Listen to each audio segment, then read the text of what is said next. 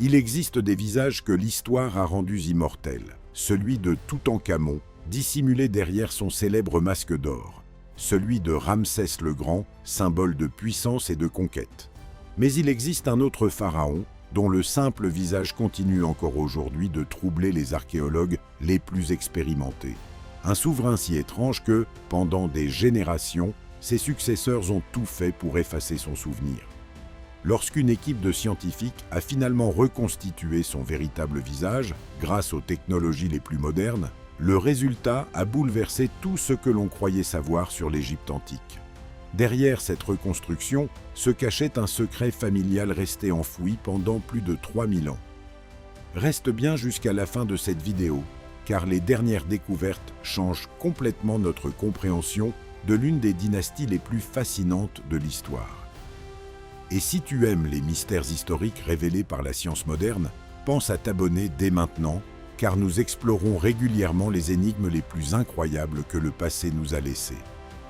Lorsque l'on compare les représentations d'Akhenaton avec celles des autres pharaons, une différence saute immédiatement aux yeux. Son visage paraît inhabituel. Ses proportions semblent ne ressembler à aucun autre souverain ayant régné sur l'Égypte.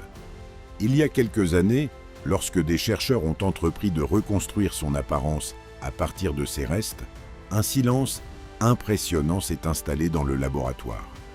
Personne ne s'attendait à découvrir un résultat aussi proche des statues mystérieuses que l'on considérait depuis des siècles comme de simples choix artistiques.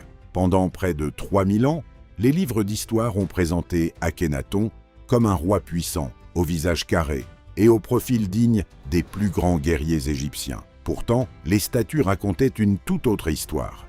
Elles montraient un homme aux pommettes très marquées, au crâne étonnamment allongé, aux hanches larges et à la silhouette différente de celle de tous les pharaons qui l'avaient précédé. Beaucoup d'historiens pensaient que ces œuvres relevaient uniquement du symbolisme religieux. D'autres estimaient que les artistes avaient volontairement rompu avec les traditions afin d'illustrer une nouvelle vision spirituelle. Puis, une seule analyse scientifique est venue bouleverser toutes ces certitudes. Dans un laboratoire hautement sécurisé du Caire, des spécialistes sont parvenus à extraire et analyser un matériel génétique resté préservé pendant plus de 3 millénaires. Les premiers résultats ont immédiatement relancé un débat que l'on croyait impossible à résoudre. Et si les sculpteurs n'avaient jamais exagéré? Et s'ils avaient simplement représenté le pharaon tel qu'il était réellement? Cette seule question suffit encore aujourd'hui à faire d'Akhenaton l'un des personnages les plus énigmatiques de toute l'histoire de l'humanité. Lorsqu'on visite aujourd'hui les réserves des grands musées, où sont conservés les fragments de ces statues, on remarque rapidement que quelque chose les distingue de toutes les autres représentations royales d'Égypte. Les restaurateurs parlent souvent de ces œuvres avec beaucoup de prudence. Les visiteurs, eux, ressentent instinctivement un certain malaise, sans toujours parvenir à expliquer pourquoi. Les pommettes sont très prononcées, les paupières semblent lourdes, presque fatiguées, les lèvres paraissent inhabituellement larges, mais c'est surtout le corps qui attire l'attention. Les hanches sont étonnamment développées, le ventre paraît plus souple que celui des autres souverains, et les traits semblent mêler des caractéristiques masculines des féminines. Aucun pharaon avant lui n'avait jamais accepté d'être représenté de cette manière. Ces statues ne montrent pas un dieu, elles montrent un seul homme, et cet homme s'appelait Akhenaton. Au cours de la 13e année de son règne, il prit une décision qui allait ébranler les fondations même de l'Égypte. Presque du jour au lendemain, il ordonna la fermeture des temples consacrés au dieu Amon. Pour comprendre l'ampleur d'un tel geste, il faut se rappeler qu'Amon occupait alors la place centrale dans la religion égyptienne. Son culte dominait tout le pays. Les prêtres possédaient une immense richesse et une influence politique considérable. Même le père d'Akhenaton avait honoré ce dieu, et ce furent ces mêmes prêtres qui avaient autrefois placé la couronne sur la tête du jeune prince. Pourtant, Akhenaton décida de s'opposer à eux. Par un seul décret, il fit fermer les sanctuaires, confisqua leurs richesses et dispersa des milliers de serviteurs des temples. Des cérémonies pratiquées depuis des siècles disparurent presque instantanément. Les grandes fêtes religieuses furent supprimées. Les rituels qui rythmaient la vie quotidienne du peuple cessèrent brutalement. Une tradition vieille de plusieurs générations fut balayée en quelques mois. Mais cela ne lui suffisait pas. Progressivement, son ancien nom fut lui aussi abandonné sur les monuments. Il adopta une nouvelle identité entièrement consacrée à un seul dieu, le disque solaire Aton. Puis, il accomplit un geste que personne n'aurait pu imaginer. Il quitta complètement Thèbes, la prestigieuse capitale de l'Égypte, et entraîna avec lui toute la cour royale vers une région désertique jusque-là inhabitée. Au milieu de ce paysage aride, surgit une ville entièrement nouvelle. Elle reçut le nom d'Akhénaton, l'horizon d'Aton.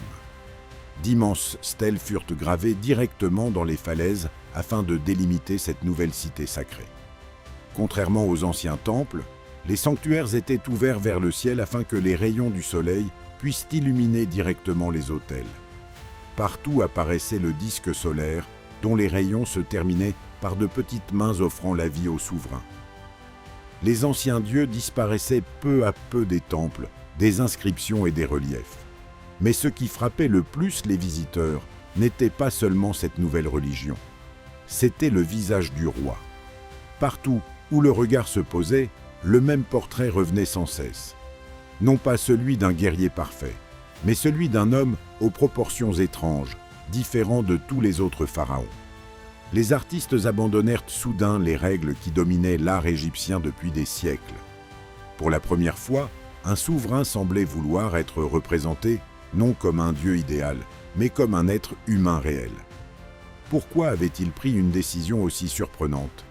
C'est précisément cette question qui allait conduire les chercheurs sur la piste d'un secret enfoui depuis plus de 3000 ans. Peu de temps après, plusieurs indices commencèrent à suggérer qu'Akhénaton lui-même avait demandé à ses artistes de le représenter tel qu'il était réellement. Non pas comme un dieu parfait, ni comme un guerrier invincible, mais comme un homme de chair et de sang.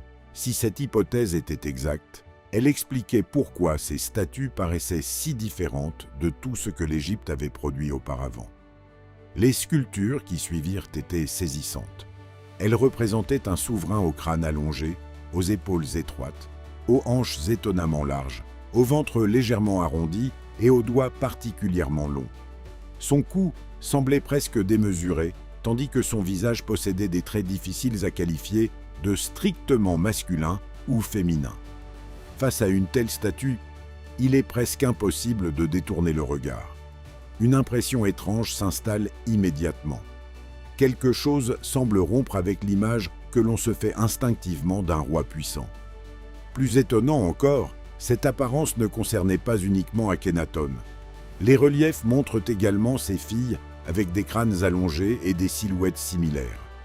Même Néfertiti apparaît sur plusieurs représentations avec un long cou élégant et des traits particulièrement fins. Pendant des décennies, les chercheurs se demandèrent si ces ressemblances relevaient uniquement d'un style artistique ou si elles reflétaient une réalité biologique. Pendant très longtemps, peu d'historiens osèrent défendre cette seconde hypothèse. Depuis près de 2000 ans, les souverains égyptiens avaient toujours été représentés selon des règles très strictes. Ils incarnaient la perfection divine. Les artistes ne montraient ni imperfection physique, ni signe de faiblesse. Si Akhénaton avait réellement exigé d'être représenté tel qu'il était, il ne s'agissait pas seulement d'une révolution artistique. C'était une rupture avec une tradition religieuse profondément enracinée.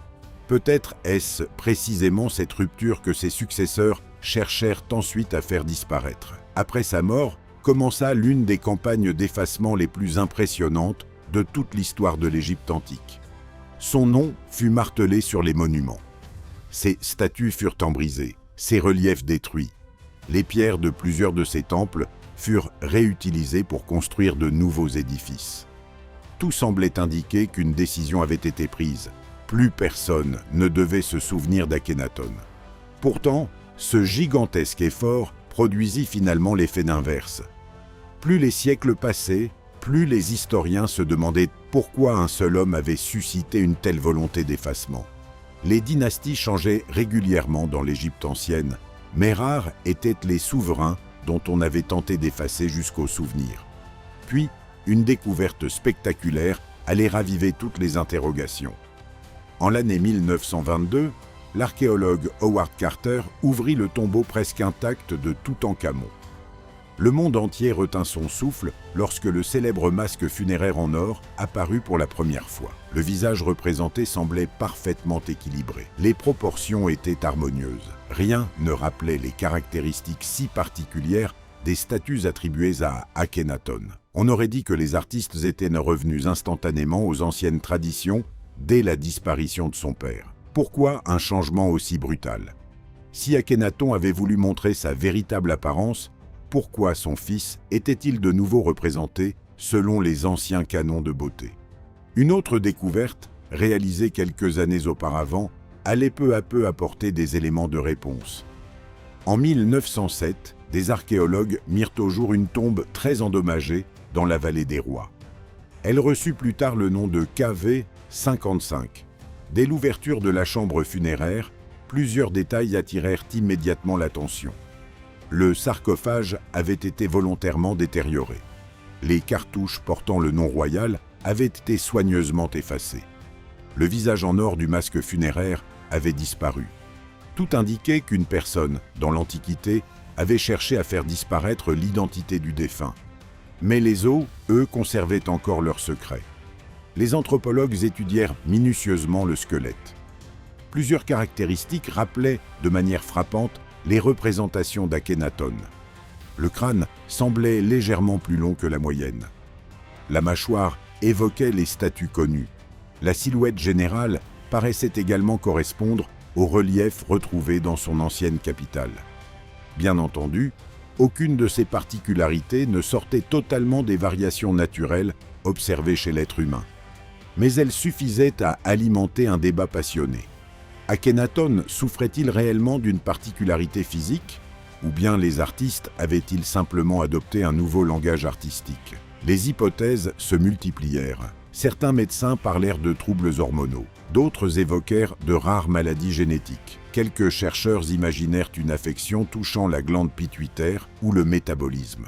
À l'inverse, plusieurs spécialistes estimaient que toutes ces théories étaient inutiles et que les statues relevaient uniquement d'un choix religieux destiné à symboliser le rôle particulier du pharaon. Chaque nouvelle théorie semblait convaincante pendant quelque temps. Puis, une nouvelle étude venait remettre en cause les conclusions précédentes. Pendant des décennies, aucune explication ne permit de répondre à toutes les questions. Peu à peu, la recherche changea complètement de direction. Au lieu d'étudier uniquement les statues, les inscriptions ou les temples, les scientifiques décidèrent d'examiner directement les restes des membres de la famille royale grâce aux méthodes les plus modernes. Dans un laboratoire spécialement aménagé au Caire, débuta alors l'un des projets scientifiques les plus ambitieux jamais consacrés au pharaon. L'objectif était simple en apparence, mais extrêmement difficile à réaliser, reconstituer avec certitude les liens de parenté entre les différentes momies royales. Beaucoup de spécialistes restaient pourtant sceptiques. Après plus de 3000 ans passés dans les conditions extrêmes du désert égyptien, nombreux étaient ceux qui pensaient que l'ADN avait disparu depuis longtemps. Les chercheurs prirent donc des précautions exceptionnelles. Chaque prélèvement fut effectué selon un protocole extrêmement rigoureux. Chaque manipulation fut contrôlée et documentée. La moindre contamination aurait suffi à compromettre l'ensemble des résultats. Au terme de cette préparation, 11 momies royales furent retenues pour l'étude. Parmi elles figurait une mystérieuse femme connue uniquement sous le nom de la Jeune Dame. Son visage avait lui aussi été volontairement endommagé dans l'Antiquité. Plus les analyses avançaient, plus une idée s'imposait. Il semblait que plusieurs membres d'une même famille avaient été délibérément condamnés à l'oubli. Les scientifiques décidèrent alors d'extraire l'ADN uniquement à partir des zones les mieux protégées du corps, notamment les dents et les parties les plus denses des os, où le matériel génétique avait le plus de chances d'avoir survécu. Chaque séquence obtenue fut analysée plusieurs fois. Des laboratoires indépendants vérifièrent les résultats. Ce n'est qu'après de nombreuses confirmations que les chercheurs acceptèrent enfin de dévoiler leurs conclusions. Et lorsque les premiers arbres généalogiques apparurent sur les écrans des ordinateurs, chacun comprit immédiatement que ces découvertes allaient profondément transformer notre compréhension de la famille royale égyptienne. lorsque les analyses génétiques furent enfin terminées, les résultats dépassèrent les attentes des chercheurs. Les différentes séquences d'ADN révélaient des liens familiaux d'une précision exceptionnelle.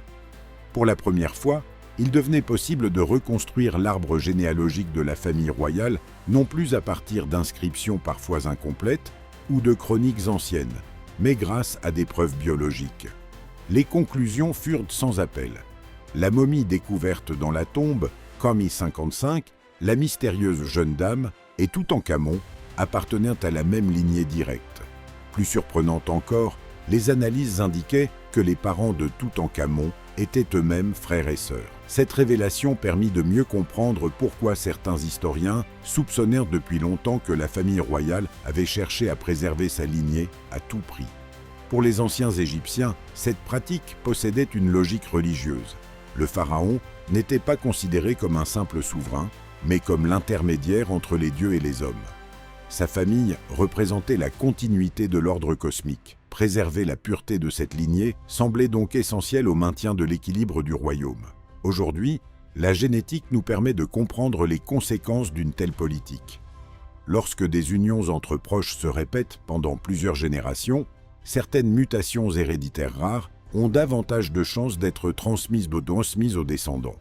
Sans connaître les mécanismes de l'hérédité, les anciens Égyptiens ne pouvaient évidemment pas mesurer les risques biologiques de ces mariages. Les scientifiques se tournèrent alors vers le corps de Toutankhamon lui-même. Grâce à des scanners de très haute précision, ils découvrirent plusieurs anomalies physiques. Son pied gauche présentait une importante malformation compatible avec un pied-botte congénital.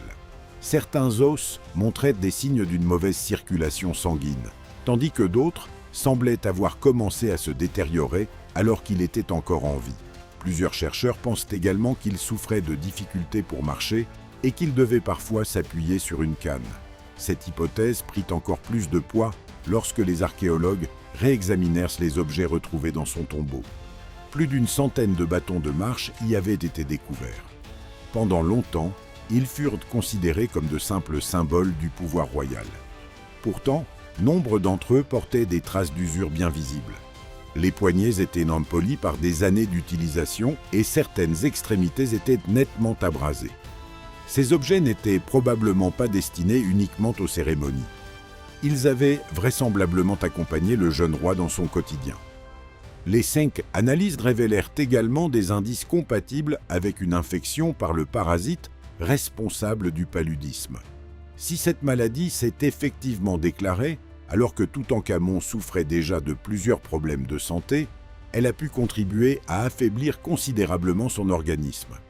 Les chercheurs estiment aujourd'hui qu'aucun événement isolé n'explique sa mort. Il est plus probable qu'une combinaison de facteurs ait conduit à son décès alors qu'il n'avait qu'une vingtaine d'années. Sa disparition marqua également le déclin de la lignée royale directe de la 18e dynastie. D'autres dirigeants montèrent ensuite sur le trône et entreprirent progressivement d'effacer l'héritage d'Akhenaton.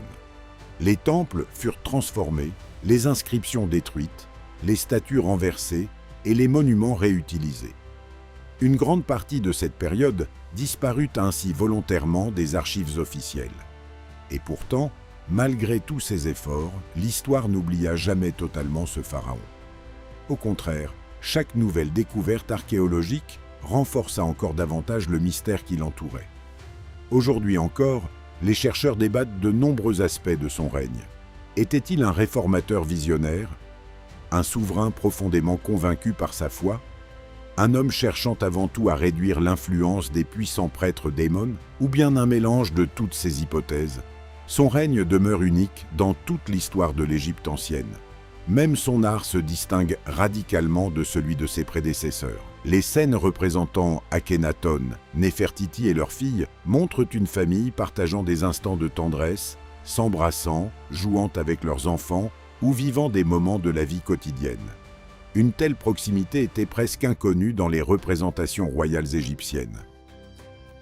C'est peut-être ce qui rend encore aujourd'hui cette période si fascinante. Pour la première fois derrière les couronnes, les temples monumentaux et les cérémonies religieuses, on aperçoit des êtres humains, des parents, des enfants, une famille, mais aussi des choix politiques, des croyances profondément ancrées et des décisions dont les conséquences se sont peut-être étendues sur plusieurs générations. L'histoire d'Akhenaton nous rappelle également une vérité universelle. Même les souverains les plus puissants restent soumis aux lois de la nature. Les palais disparaissent, les monuments s'effondrent, les noms s'effacent des pierres. Pourtant, il suffit parfois d'une dent, d'un fragment d'os ou d'une infime trace d'ADN pour redonner une voix à ceux que l'on croyait perdus à jamais. C'est sans doute la plus belle leçon que nous offre la science moderne. Elle ne remplace pas l'histoire, elle lui apporte de nouveaux outils. Chaque génération redécouvre le passé avec des techniques plus précises, permettant de répondre à des questions qui semblaient insolubles quelques décennies auparavant. Et ce travail est loin d'être terminé.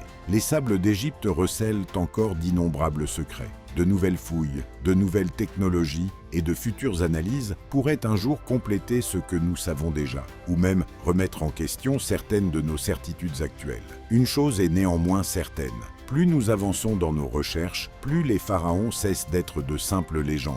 Ils redeviennent des êtres humains, avec leurs ambitions, leurs réussites, leurs faiblesses, et leur tragédie. C'est peut-être pour cette raison qu'Akhenaton continue de nous captiver après plus de 3000 ans. Son histoire dépasse celle d'un simple roi. Elle raconte comment le pouvoir, la religion, la famille et la science peuvent se rejoindre pour révéler une vérité longtemps restée enfouie sous les sables du désert. Si cette plongée dans les mystères de l'Égypte antique t'a passionné, pense à laisser un like et à t'abonner à la chaîne. Tu ne manqueras ainsi aucune de nos prochaines explorations consacrées aux plus grandes énigmes de l'histoire. Et maintenant, j'aimerais connaître ton avis. Penses-tu que tous les secrets entourant Akhenaton seront un jour révélés ou certaines vérités resteront-elles à jamais perdues dans les profondeurs du désert égyptien? Dis-moi ce que tu en penses dans les commentaires. Je les lis tous avec beaucoup d'attention.